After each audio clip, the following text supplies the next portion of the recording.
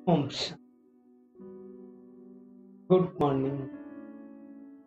साकार मुरली 29 सितंबर 2000। बाबा का मीठा मीठा पत्र, हम मीठे के मीठे मन, मीठे चिंतन। मंथन शुरू करने से पहले सतगुरु बाप दादा की शांति भरी किरणों के नीचे बैठ जाते हैं और अनुभव करते हैं मैं शांत स्वरूप आत्मा, शांति के सागर की संतान। आज मीठे बाबा ने कहा, मीठे बच्चे तुम गॉडली स्टूडेंट हो। गॉडली स्टूडेंट का मतलब क्या होता है? परमात्मा ने, निराकार शिव बाबा ने आकर के इस सृष्टि पर जो यूनिवर्सिटी बनाई, स्थापित किया, उसके हम स्टूडेंट हैं। इस यूनिवर्सिटी का क्रिएटर डायरेक्टर कौन है? शिव बाबा।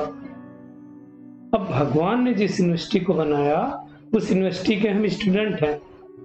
तो ऐसी पढ़ाई हमें कभी मिस करनी चाहिए? बाबा कहते एक भी दिन मिस नहीं करनी है। इसलिए दुनिया में गायन भी है, कहा भी जाता है, पढ़ेंगे लिखेंगे तो बनेंगे नवाब, नहीं तो होंगे खराब।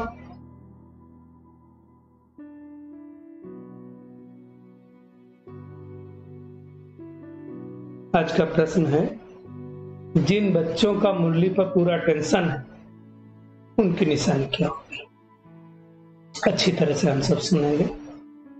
जो अटेंशन देकर रोज मुरली सुनते हैं, अटेंशन देकर के मतलब मुरली सुनते हैं तो ध्यान बाहर नहीं जाता है, वही अच्छी तरह से जानते हैं। क्या जानते हैं? बाप कौन है, बाप मतलब परमात्मा कौन है और क्या है। क्योंकि बाबा ने कई बार महावाक्यों में कहा हुआ है, मैं जो हूं जैसा हूं, मुझे कोटों में कोई पहचानते हैं, हर कोई नहीं पहचानता है।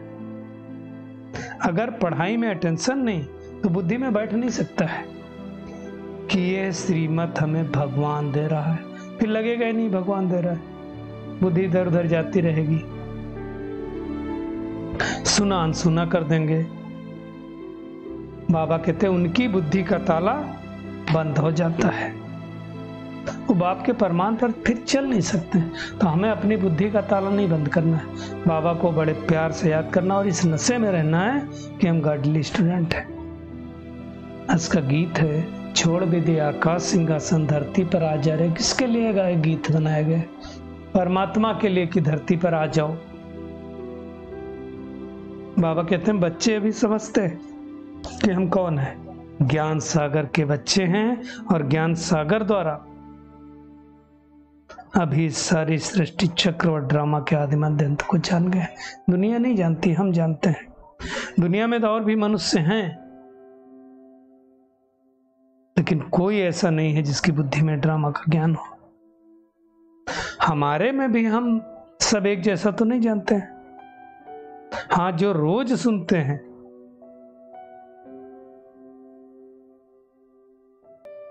लेकिन फिर भी अगर बुद्धि में धारणा नहीं करते तो क्या कहेंगे? इसलिए बाबा ने कहा एक जैसा नहीं है। वैसे तो ये पढ़ाई एक भी दिन मिस नहीं करना चाहिए, इतनी वैल्यूएबल है। बाबा कहते भले बीमार हो, बीमार होंगे वहां के बैठेंगे तो क्या होगा, कान में आवाज तो जाएगी। बाबा ने कहा सुनते सुनते प्राण शरीर से निकले तो कितनी न सफा मिल जाए, मतलब स्कॉलरशिप जिसको बोलते हैं। पढ़ाई का दिन रात शौक होना चाहिए। माता पिता को शौक है, माता पिता मतलब ब्रह्मा बाबा और मम्मा को, तो ये नशा होना चाहिए। भगवान हमें पढ़ाते हैं, अच्छी रीत से हमें पढ़ना है और बाबा को याद करना है। जितना याद करेंगे उतना आत्मा के अंदर जो खाद पड़ गई है विकारों रूपी, वो निकल जाएगी। हमको अंदर से ख्याल होना चाहिए हमसे बातें कौन कर रहा है, स्वयं निराकार परमात्मा शिव बाबा, और कोई की ताकत नहीं है जो आत्माभिमानी होकर के ऐसी बातें सुनाए।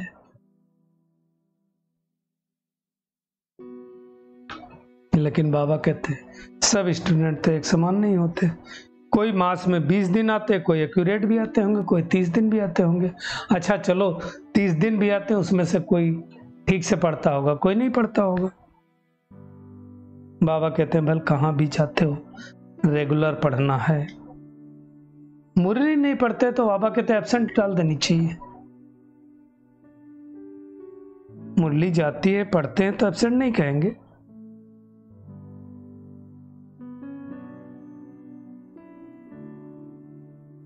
कितनी बड़ी बात है बाबा समझाते हैं। बाबा कहते हैं कोई हॉस्पिटल में है तो वहां भी मुरली सुना सकते हो। ये मोस्ट वैल्यूएबल पढ़ाई है, मोस्ट वैल्यूएबल नॉलेज है। आप अगर पढ़ेंगे, पास होंगे तो कल्पांतर पास होते रहेंगे, नहीं तो फेल होते रहेंगे बार बार। तो अटेंशन दे करके इस पढ़ाई को पढ़ना है। बाबा कहते हैं ऐसे भी बहुत बच्चे जिनको माया एकदम नाक से पकड़ लेती है, याद ही नहीं रहता कि मैं गॉडफादरली स्टूडेंट हूं, फिर कोई भी कर्म कर लेते हैं। इसलिए कहा जाता है गज को ग्राह ने खाया, हाथी को मगरमच्छ ने खाया। कुसंग, बुरा संग मिलने से क्या होता है, बर्बाद हो जाते हैं। इसलिए बहुत ज्यादा ध्यान देना है, खास उन लोगों का संग कम करना है जिनको ज्ञान की समझ ना हो या जो ज्ञान में चलते ना हो। काम से काम रखना है, बात तो करनी पड़ेगी, लेकिन उनके प्रभाव में नहीं आना है। बाबा कहते हैं कि बहुत थोड़े बच्चे हैं जो अटेंशन से पढ़ते हैं। कई बच्चे तो एक कान से सुन करके दूसरे से निकाल देते हैं। अरे भगवान हमको डायरेक्शन दे रहा है तो हमारी बुद्धि नहीं रहेगा तो किसकी बुद्धि रहेगा? और उसका कारण क्या है? योग नहीं है। योग पूरा नहीं होगा तो माया बुद्धि को ताला लगा देगी। बाबा कहते मैं इतनी दूर से तुमको पढ़ाने के लिए आया हूं, फिर भी तुम श्रीमत पर नहीं चलोगे तो क्या गति होगी? तो अब हमें अपनी चेकिंग करनी है कि मैं आत्मा कितना श्रीमत पर चलता हूँ। बाबा ने सेवा के लिए कहा बड़ा विराट चित्र बनाओ विष्णु का, है ना। देवता, क्षत्रिय, वैश्य, शूद्र वो लोग दिखाते हैं। ब्राह्मण गायब कर दिया, शिव बाबा गायब कर दिया, तो बाबा कहते ऊपर शिव बाबा बनाओ, है ना। फिर ब्राह्मण, वैश्य, शूद्र सब देवता सब कुछ बनाओ। ये मोस्ट वैल्यूएबल जन्म है, ये अंतिम जन्म, लीप जन्म, जिसको संगम युग कहा जाता है। ये ऊंचा युग है, इसको दुनिया नहीं जानती, हम बच्चे जानते हैं। अब इसी समय पतित पावन बाप को बुलाते हैं, इसका मतलब कलयुग का अंत है, कलयुग जाने वाला है ना। हमने वो हमारा जो चित्र है उसमें कब दिखाया, क्रिश्चियन कब आते हैं? 2000 वर्ष हुए होंगे, है ना। तो ब्राह्मण, देवता, क्षत्रिय वर्ण, फिर क्षत्रिय वर्ण अर्थात राम राज्य वर्ण, और अब ये शूद्र वर्ण, ये सारी बातें बाबा कहते हैं अच्छे से दिखानी चाहिए। सारा खेल भारत पर बना हुआ, बाबा कहते बाकी तो सारे बाई प्लांट है। भारत ही अविनाशी खंड है, ये था और विनाश के बाद भारत ही रहेगा, दूसरा कोई खंड नहीं रहेगा, सब खत्म हो जाएंगे, नाम निशानी गुम हो जाएगा। इसलिए भारत को धर्म क्षेत्र कहा जाता है। दान पुण्य भी जितना यहाँ होता है और कहीं नहीं होता है। आज तो कम हो गया, नहीं तो भारत में कोई किसी के घर मेहमान आता था तो कितना खुश होते थे लोग। तो बाबा कहते हार और जीत का खेल है, ये चलते रहेगा, आधा कल जीत आधा कर पार। बाबा कहते दुनिया वालों थोड़ी पता है इतनी छोटी सी आत्मा में कैसे 84 जन्मों की एक्ट नूंधी हुई है, इसलिए इसको कुदरत कहा जाता है। कोई इस कुदरत को नहीं जानते। लोग तो क्या सोचते हैं, हम स्टार पर जाएंगे, मून पर जाएंगे, वहां प्लॉट लेंगे। बाबा कहते हैं कुछ नहीं होने वाला है, ये सब तैयारियां हो रही हैं स्वर्ग के गेट खोलने के लिए। विनाश तो होना है ना, विनाश नहीं होगा, लड़ाई नहीं लगेगी तो स्वर्ग के गेट कैसे खुलेंगे? आबादी तो कम होनी है, तो सृष्टि परिवर्तित होनी है। ये इन बातों को विद्वान पंडित कोई नहीं जानता है। बाबा कहते तुम जानते हो ड्रामानुसार, है ना। बाबा कहते हैं कोई तो बच्चे ढंग से पढ़ाई पढ़ते हैं, कोई पढ़ते पढ़ते खत्म हो जाते हैं, कोई तो जैसे सुनते हुए भी नहीं सुनते हैं। अरे खुद समझे होंगे तब तो दूसरों को समझाएंगे, अगर कुछ समझ के नहीं समझाएंगे, सर्विस नहीं करेंगे तो पद क्या मिलेगा। बाबा कहते चलो भले स्वर्ग में जाएं, लेकिन राजा ही नहीं पाएंगे, भरी ढोनी पड़ेगी, अर्थात प्रजा में चाकरी मिलेगी। योग जो नहीं लगाते ना, जिनका विक्रम नष्ट नहीं होगा, तो उनको पद नहीं मिलेगा, ये पक्की बात है। तो बाबा कल्प के संगम युग पर ही आता है। फिर दुनिया वालों ने युगे युगे लिख दिया, 4 युग, संगम युग मिला के 5 युग को। अवतार कितने दिखाए? 12। कहाँ से आए 12 अवतार? परशुराम अवतार, कच्छमत अवतार, क्या क्या कर दिया। और फिर परशुराम के लिए दिखाते हैं कि कुल्हाड़ी से क्षत्रियों का नाश किया। फिर कहाँ से आ गए क्षत्रिय? ये सब दंत कथाएं हैं, है ना। बाबा कहते हैं युक्ति से काम लो, चूहा की तरह समझाओ कि ऐसा नहीं होता है। चूहा क्या करता है? काटता है, फूंक डालता है तो काटता है, तो हमको पता भी नहीं चलता है। तो मुख्य बात बाबा कहते हैं, माँ में कम याद करो तो तुम्हारे भी कर्मों का बोझा खत्म हो जाएगा। बहुत बोझ है, सिवाय योग अग्नि के बोझा खत्म नहीं हो सकता है।